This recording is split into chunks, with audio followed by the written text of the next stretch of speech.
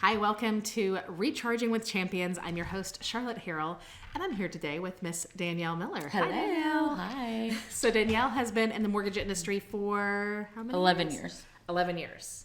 And today she is going to share her secret sauce. Tell me a little bit about your starts. How did you start in the mortgage industry? So I started as a mortgage lender in 2013 at a local bank, and I loved all my people at the local bank.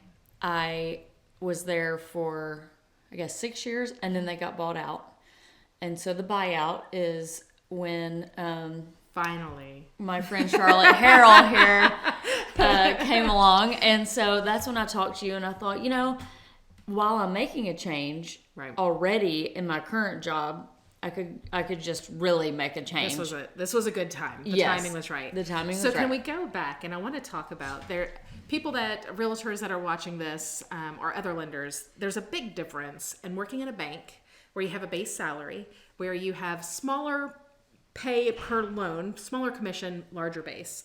One of the things that stood out to me about how you ran your business, and this is why I started recruiting you, because typically moving from a bank to this type of position is really tough because you're not used to doing the things. So what made you different? What were you out there doing unusual as a bank employee? So I really invested my time in the Realtors Association. Mm-hmm. So I invested time on committees and going to meetings and building relationships with realtors, and then also among my peers as well.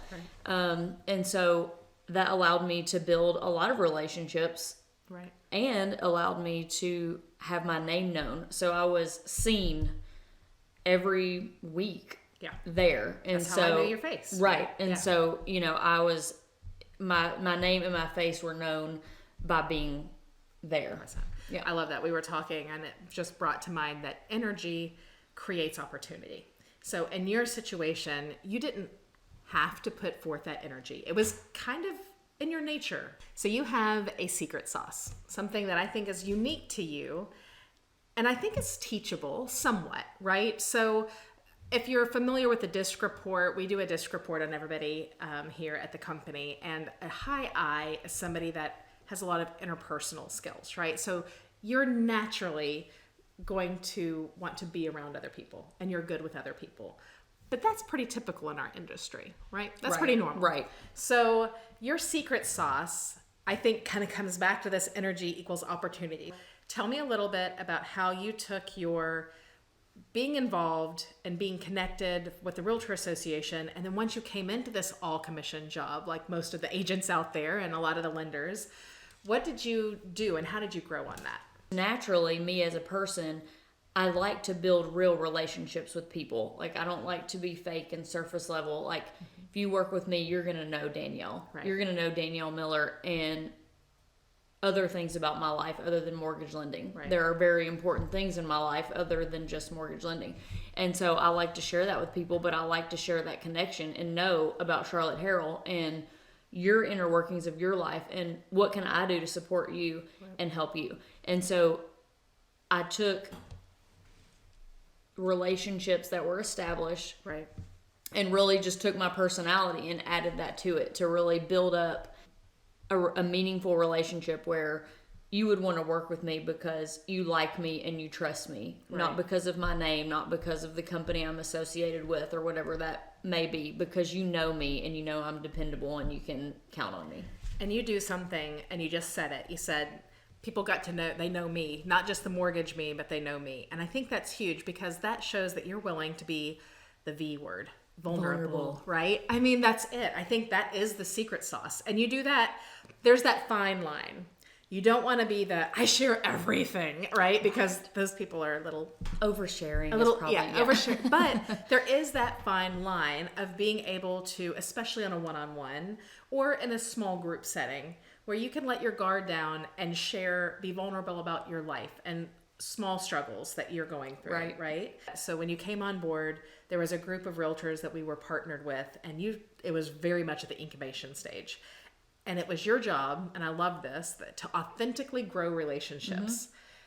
And that's a task, because to authentically grow relationships, knowing that you have to grow relationships, there's like authentic intentionality. Say that 3 times fast. Yeah, I don't think you're going to say that 3 times fast. But walk me through that first year. So if you have an agent who is trying to get to know a group of maybe financial planners, or if you're going into a networking group, you're going to do a BNI type of a thing where you've got to build rapport intentionally, but with authenticity. Give us a couple pointers. I would say being consistent. You know, a lot of people are like, ooh, a new shiny object, a new shiny person, let me go talk to them. And then it's like, oh, check mark, done, I did what I needed to do, and you don't talk to them again, or don't really see them again for a while, and don't make the effort to do that. And I think being consistent with people so that they don't really have time to forget about you, nor do you want, I don't want them to forget about me, but they don't have time. And then I'm leaving them with bits of me that make them want to talk to me again. Yeah. So give me an example of walking in. I know that you go into this networking group, you go into this group of realtors that you're working with, right? But if I was sitting there, how would the first conversation look? And then how would you segue that into maybe a second? Just give me kind of an idea of what a conversation looks like. I think for me, it's important to show that it's not just about me growing my business. Like, I really do truly care about people internally. Right. You know, like I just want to get to know you, and I'm not here to ask you for your business right now. Right. I'm here to get to know you, and you get to know me, so that we can build trust, so that one day you would want to share that with me. That's perfect. So at what point would you say the natural progression is? You've met with somebody, you're consistently going to see them, right? So if I'm an agent, I'm going to a networking group, I'm probably going to the networking group once a week, once every 2 weeks. You're going to have the natural, we're good at this. We're high eyes. We're probably pretty good at just having a conversation. How do you segue that conversation into, one, being vulnerable? Give me that example. If I say I've been skiing over the weekend, whatever, how do you get naturally vulnerable without being fake? And then 2, how do you transition it maybe to business? How do you ask for the business at that point? Right. I might say, this weekend I was at the ball field all weekend. Like, we're starting baseball, softball season for my kids. And so I might say, I was at the ball field all weekend and it was so fun, but there are, I have people that are wanting to buy a house, like, I'm available on the weekend. Right. And so my company has this great app, and I can look at applications and process them while I'm at the ball field. And so, are you ever in that situation where you're working on the weekend, you can't get in touch with somebody to get a pre-approval? I would love to help you with that. Sure. I have a family, but I have ways to be available. That's great. So you're actually bringing in your personal story authentically. Right. You didn't make that up. This is true. You're literally sitting on the ball field. I know this for a fact. You're sitting on the ball field with your kids playing ball, and you're taking an app over your phone. Right. But then you lead that into, do you ever experience that? Really letting them tell their story as well, and then connecting it to business. So once you've set that relationship, and this is where you really do a very good job, and I think this is where a lot of salespeople fall off. So salespeople in general are pretty personal. They like to talk. Right. But where we fall off on, because we're a bunch of high eyes, is that follow-up and consistency. So tell me a little bit. So you've gone in, you've done a BNI, you've been talking to maybe the people on the ball field, right? So tell me how you would consistently be authentic. It's like, if I'm consistent and I'm calling every week, I feel like I'm a burden, right? Like, there's that phone call every week. She's salesy. We've got commission breath. Right. So in your mind, and you just do this naturally, so I'm really going to try to pull you up from what you do naturally. Okay. But how do you connect with people regularly but be authentic? Well, I think you can connect with people in other ways other than just in person. So I would say, instead of being the same interaction where it's kind of like, here she comes again. Right. You know, like, you know, you could send a text, you can send a video message, you could check in by email, and then something that we do is pop buys, you know, just bring something by and drop it off, like, hey, I was just thinking of you, and, you know, I'm not trying to have a long conversation and take up your time kind of thing. So what are some things that you can do when you're on the ball field or when you are super busy that allow you to connect and still keep that authentic intentionality? You know, there are ways to keep in touch with people other than seeing them in person, like we just talked about. So I'm trying to be on social media. That's probably a little bit not in my normal character to post a lot on there, but I know that that is a natural environment where people go to get information and that kind of thing. But I'm also looking at friends and real estate agents and people that I work with. What do they have going on in their life? You know, what are the exciting things that they have going on? Or what are some difficult things that they have going on, and how can I support them in that? Sending a text like, hey, I saw that you went to this concert this past weekend. That's amazing. Hope you had an awesome time. Being there in life and seeing what we do outside of just work, and being a support and an encourager in those aspects as well. So in a perfect world, if I was a new agent and I had my sphere, how many people do you feel like I should be naturally intentional with? I should be authentically intentional with, right? How many people do I need to be looking at and giving weekly touches to, would you say? Gosh, Charlotte. I feel like that's a loaded question. You know, I think 50 people that you really need to be intentional and focusing on and trying to be of benefit to their life, you know.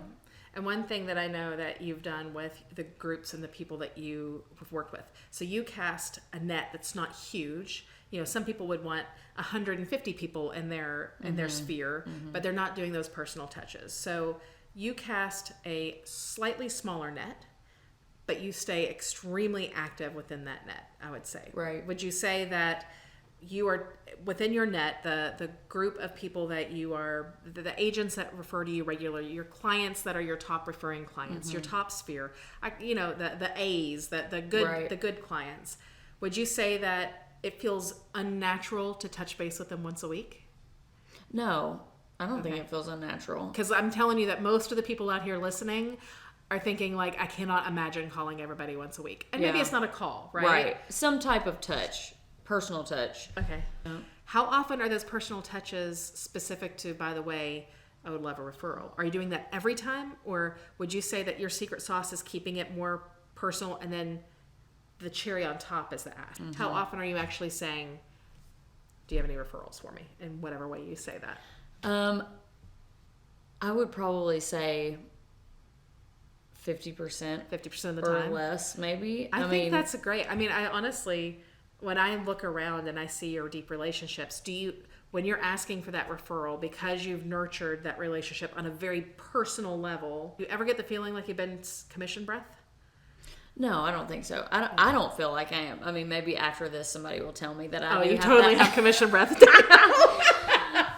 Oh, gosh, yeah. And I think that authentic, here's the catch. You are vulnerable with them because you want to be able to share with them your real life, and you truly want to hear their real life. So if you're out there listening and there's no way you can care about that other person's real life, like that's just not your DNA, there are some, that's okay. Right. That's just a different DNA, and that's a different sales skill. Right. But if you have the DNA where you truly want to hear about their life and care and try to give aid to that, build on that. But the key, because lots of us have that skill, but the key that you do is just making it consistent, right? And I would say, you know, just as a warning, and what I've experienced it myself and had to learn myself, is that, you know, when you build this relationship, you might take it for granted, right? You know, and so you think, oh, like, they're my friend, like, I don't have to say to them, like, I'm a mortgage lender, don't forget me, like, I would love to help you.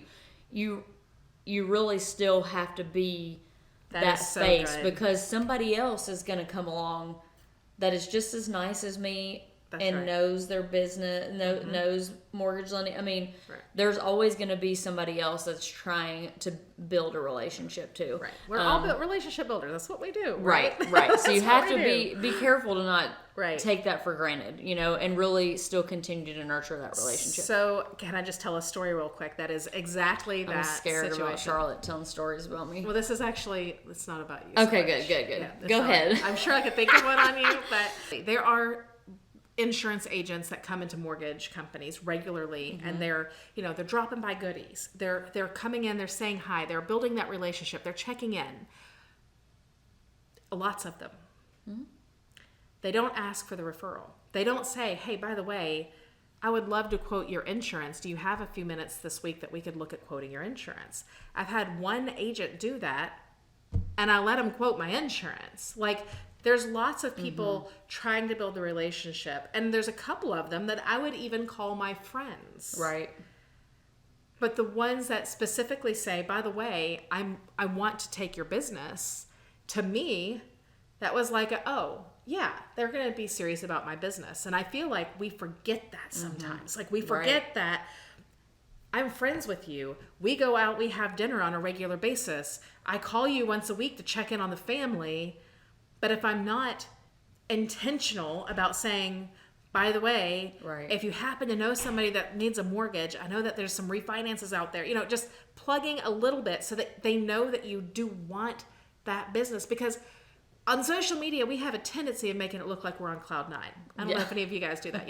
House sold. Look at this. We're doing an open house. Look at these. Just closed another loan. Look at my closings. Yeah. And our friends look at us and they're like, oh, well, they're doing good. They're doing good. I need to give this other person who doesn't ask for that. Right. So I do think that is a true, and you do that regularly. It's funny. So we do these, AFR. Did you ask for the referral? And you're one that is not shy to ask for the referral. But I think that really does go back to the fact that you've been so intentional about authentically wanting to get to know them and sharing your life. Right, and then it doesn't feel so icky. That's it. Yeah. I love it. So you can get around that icky fear to call by specifically being intentional with finding what's going on in their life. So if you have an icky feeling you haven't connected with them, would you spend that call just getting to know them? Yes. Yeah, absolutely. For sure. Yeah, doing a little extra. I love that. All right, so 2 things that we're going to take away from this is, 1, energy creates opportunity because you never stay stagnant, right? And man, build the relationship so that it doesn't feel icky to ask for the business. I like it. Very good. Well, Danielle, thank you very much for joining us today. We'll see you next week. Thanks for having me. Thank you.